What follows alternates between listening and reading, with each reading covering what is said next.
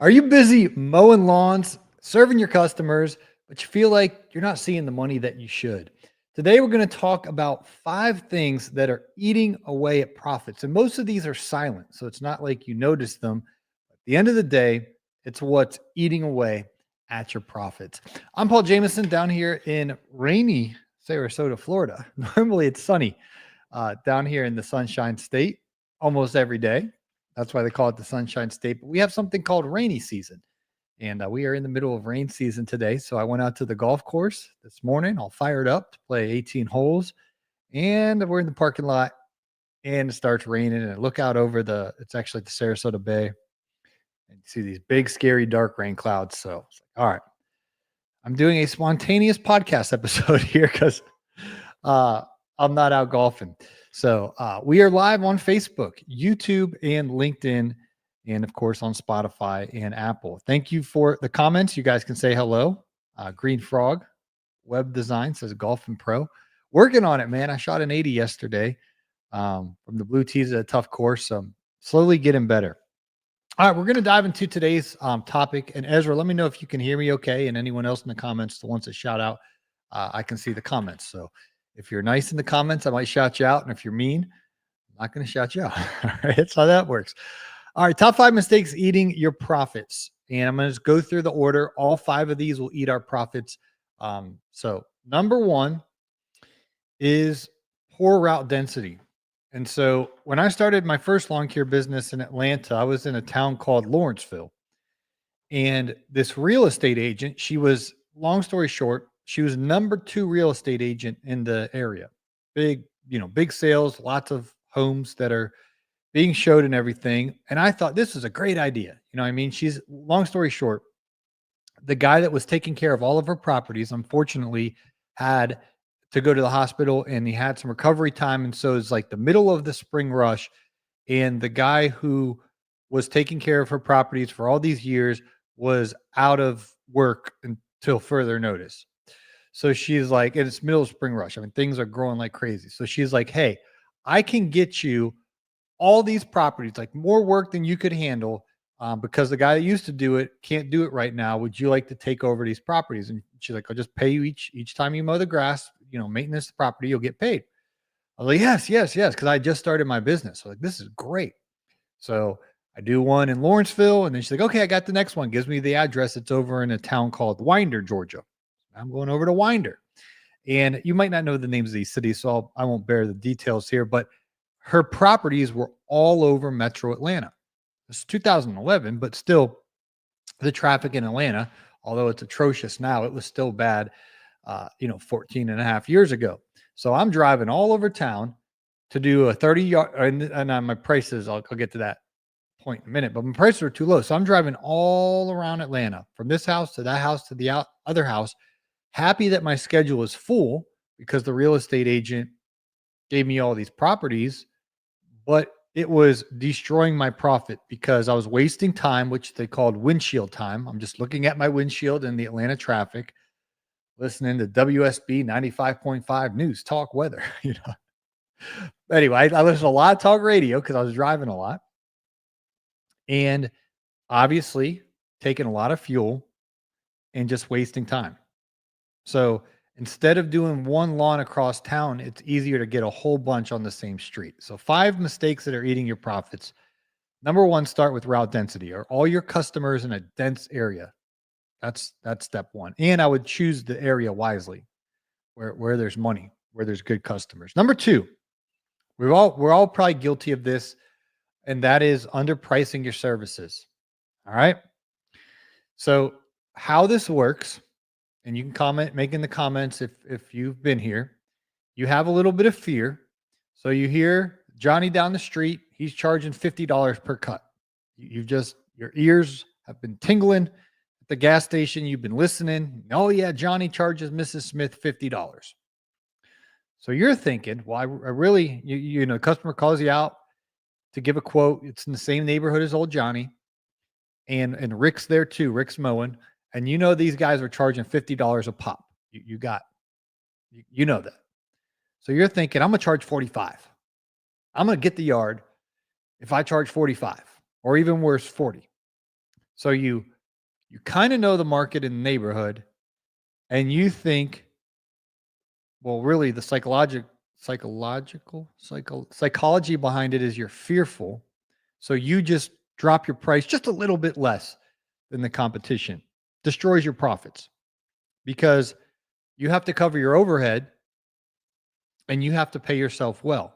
Now, if you are going to copy someone's prices in the neighborhood, it shouldn't be Chuck in the truck. It shouldn't be the neighborhood kid. It shouldn't be, I'm using Rick's mowing and Johnny's mowing and things like that as like fictitious characters who don't know their numbers. But there are companies in town who do know their numbers. So they are, I recently moved to Florida and I'm quickly learning the companies down here. I can just tell. I was like, oh yeah, that company's legit. That's a beginner. Well, the companies that have been around for 10 plus years, they have all these employees and all these trucks. If they have the longevity of business, they've obviously figured it out. So it is okay to investigate and find out what they're charging per maintenance, how they're offering their maintenance programs, what they're charging per yard of mulch installed, what they're charging if you do pine straw for pine straw bale installed. It's okay to research all of that because they've obviously calculated their labor, their overhead, they know their numbers. And so if you are going to copy someone's prices, I would copy their prices, but don't lower their prices and definitely don't copy Chuck in the Truck's pricing. So top 5 mistakes that are eating your profits. If you're not super route dense, that's eating profits. And if you are underpricing your services, that's crazy. So how do you fix it? You have to know your numbers. We been saying that phrase since we started the podcast in 2018, but there's a word in that phrase, knowing your numbers. Because my numbers are different than your numbers. Like how much I have to pay just on a personal side for my rent. I can guarantee it's probably not the same amount you pay for your rent. Like dollar, just be very strange if we had the same, your mortgage or rent is the same as mine, like to the penny, right? It's probably a little different. My expenses are probably different than your expenses. Let's say someone's listening who has 2 to 3 kids and a wife. Well, your household, that's a lot more people to feed than me, right? And I'm pretty simple. I can make eggs and macaroni and cheese and like simple things, right? Might not be the healthiest, but it's cheap. You know what I mean?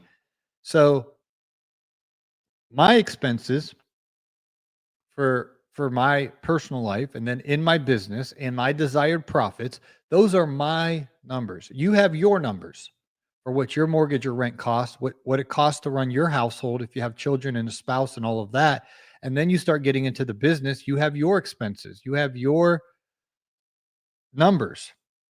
So we need to price accordingly, meaning we need to make sure when we're charging the customer to serve them at the highest level, that when they pay us, we have enough money. When all the customers pay us, we have enough money to pay our laborers, to pay our expenses, to have our profits, and to have enough money to pay ourselves well so that when we come home, we can keep the lights on.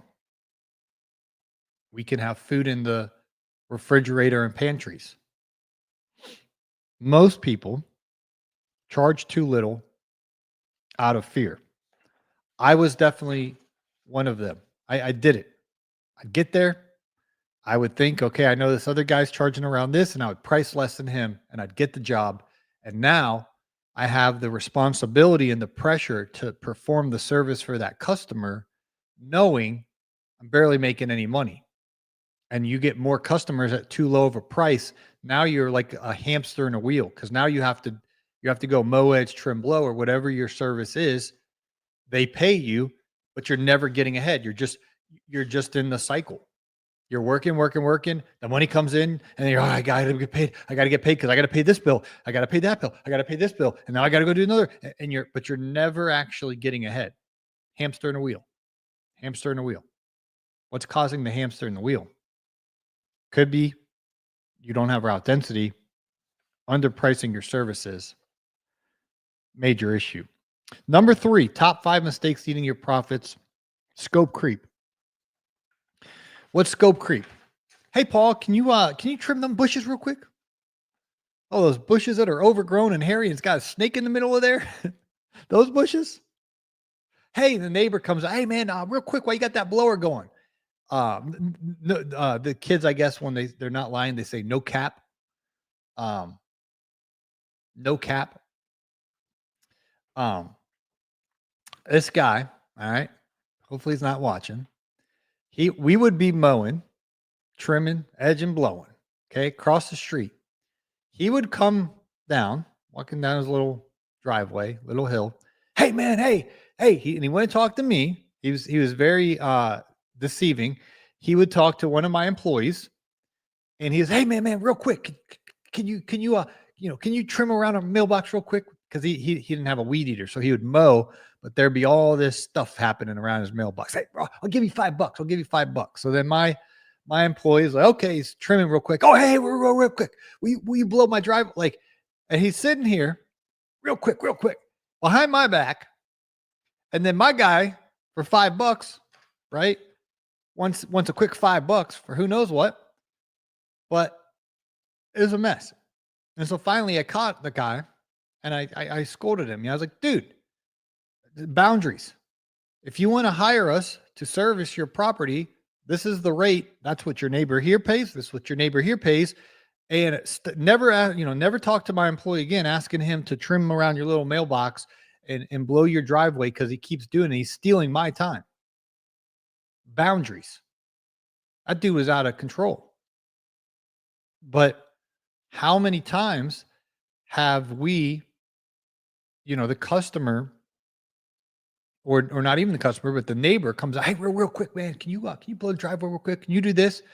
And you have to calculate it. There's sometimes to be generous and give a little extra.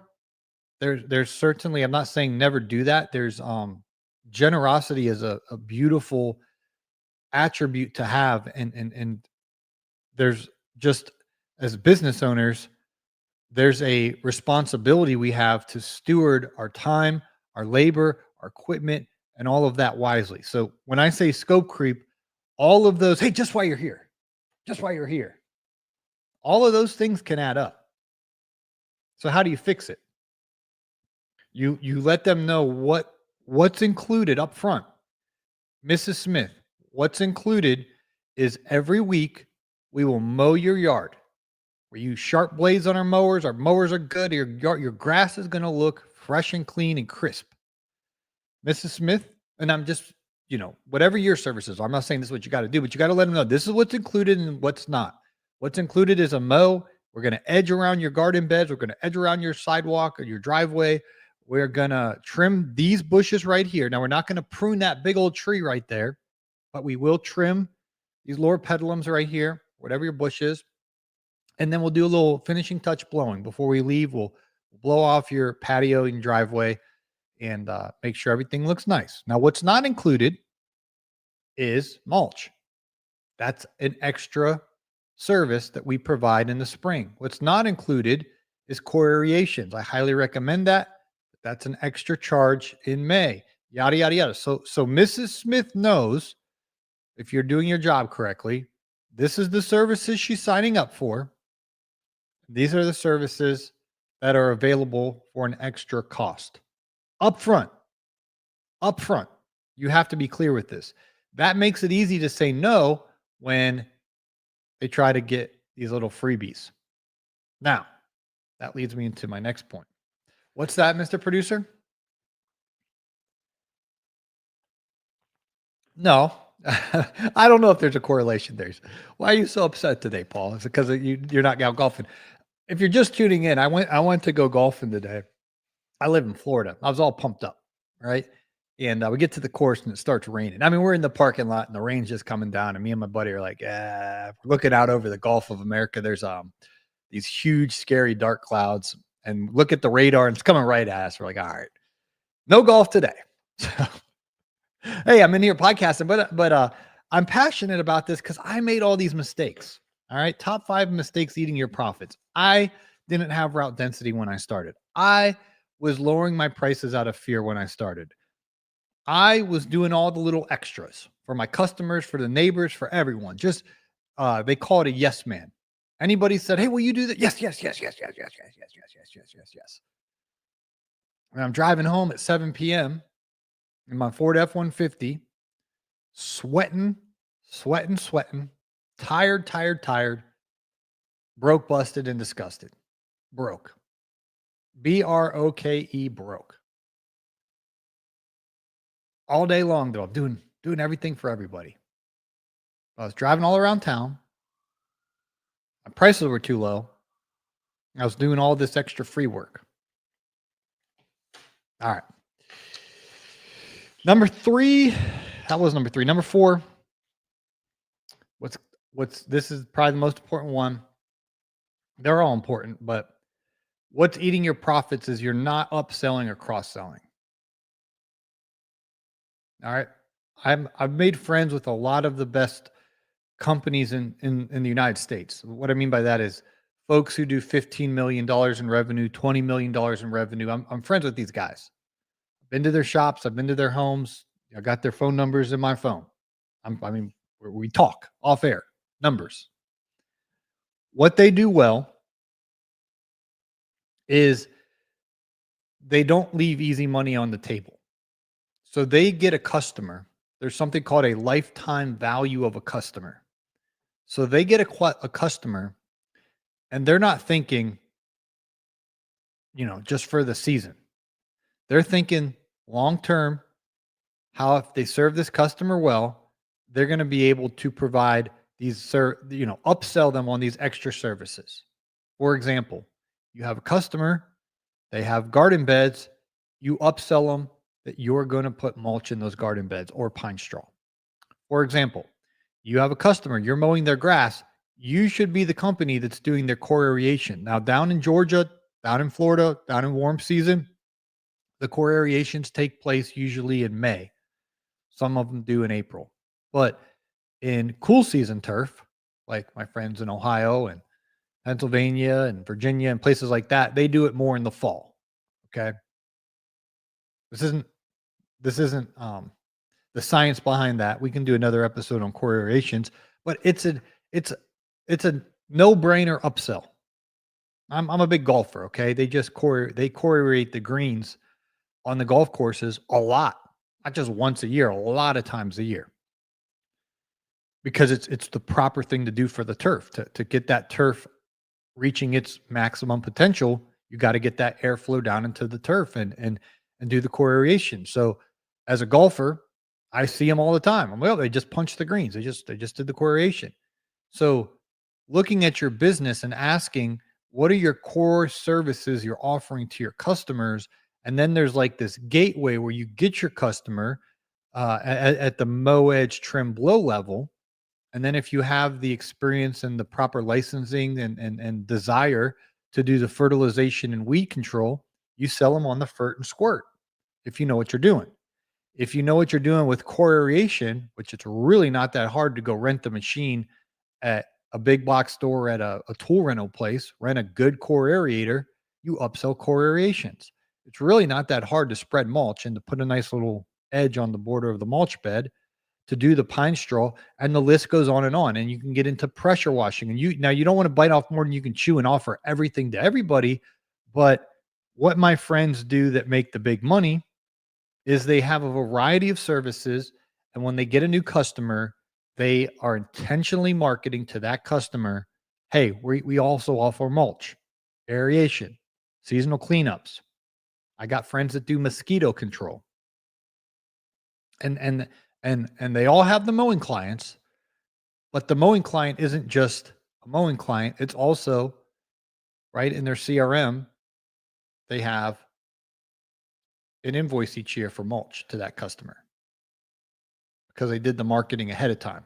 Hey, Ms. Smith, just a reminder, we're doing our mulch routes X amount of months or whatever. Pardon me, X amount of months on this range of dates. Do you want us to get you scheduled for mulch? Last year we did 15 yards. Just a reminder. Would you like 15 yards again? Here's the right. Boom, boom, boom. Sign us up. Boom. Go bang out the mulch job. Get paid. I'm not saying which ones are right and wrong for you because there's so many variables. Our podcast, thankfully, has become worldwide. So we have people listening in parts of the country and in the United States that are different than other parts. And so there's different There's different best practices for each state. Literally, it's different in Florida as it was in Georgia. Very different, actually, in their neighboring states.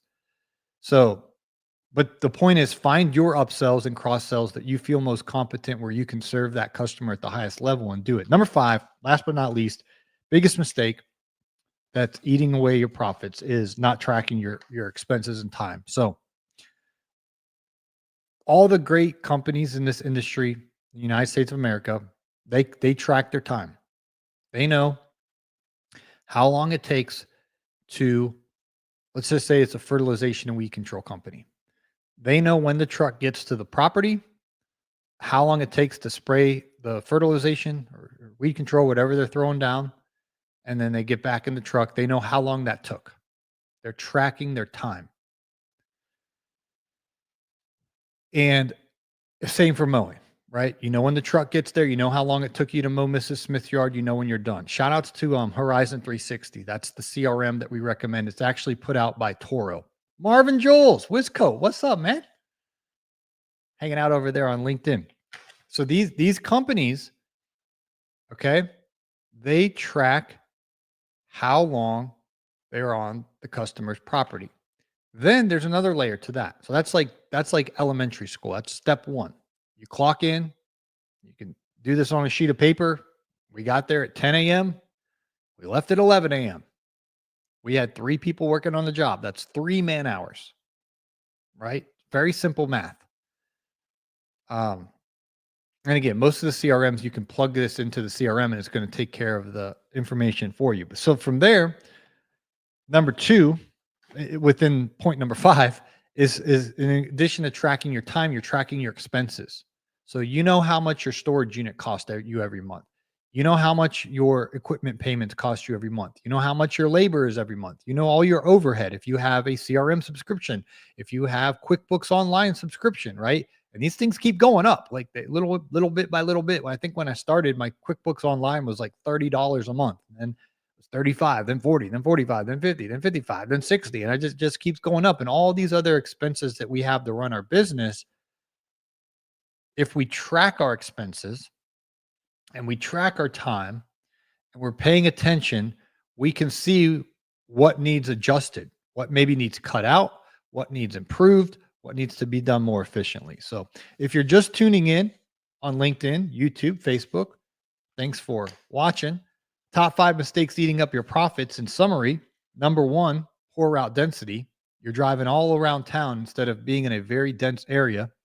Number 2, you're underpricing your services.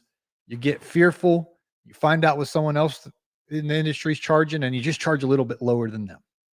It's the race to the bottom. And then someone looks at you and is like, oh, I heard Paul's charging $45. I'm going to charge 40. And somebody finds out Carlos is charging 40. They're like, I'm going to charge 35. Next thing you know, I'll pay you $10 to mow your ground, right? You race to the bottom. It's outrageous. Number 3 is what they call scope creep. It's when people just ask you for all these little extras and you waste your time doing the extras. Number 4 is not upselling or cross-selling. And number 5 is making sure you're tracking your time and expenses. So those 5 mistakes, or not doing what I just said, those would be the mistakes. Doing what those top 5 mistakes are what's eating your profit. So thanks for listening to today's episode of the Green Industry Podcast. I hope you had fun on this spontaneous episode, because we have a rain delay, or probably actually not delay, probably just what they call a rain out, the world of golf. I had my spiffy golf shirt on, my spiffy golf hat on. I was at the parking lot ready to shoot even par, and the rain started coming down. That's where they get the term rain check, right? You pay for your golf, and then it rains. They give you what's called a rain check. So then you come back and you play essentially for free because you prepaid the other time. A rain check. I think that's where they got that term from in golf. So anyway, thanks for listening to today's program. Thanks for hanging out with me in the comments. My buddy Marvin from Wisconsin, my buddy Ezra. I don't even know where you live anymore these days, Ezra. You just live in Texas. I heard he moved up to Canada. Klein. There they are. Klein Lawn Care and Snow Plowing. Says, good job, Paul. Winners surrounded by winners. Let's go, Klein. I've been seeing you on these live streams, which is cool, over on the YouTube. So thanks for hanging out. It's been a lot of fun. Um, I used to just record these episodes for audio only, and the camera was off, and it was a little more casual. But we turned the camera on, and we're going for it on the YouTube, the Facebook, the LinkedIn. For now, maybe we'll add more platforms in the future. And of course, thanks to everyone listening on Spotify and Apple. I'm gonna go get me a little bite to eat here. I went grocery shopping after it rained because we have a grocery store down here called Detweiler's. It's owned by this Amish family. It's so good. I got 2 New York strip steaks, that were on sale. I got a whole bunch of produce. Not I don't know if you care what I bought at the grocery store, but anyway, I got a full refrigerator of food now, and I'm gonna go grab me a little bite to eat. So thanks for watching today's program, listening, and I'll hope to catch you on the next one.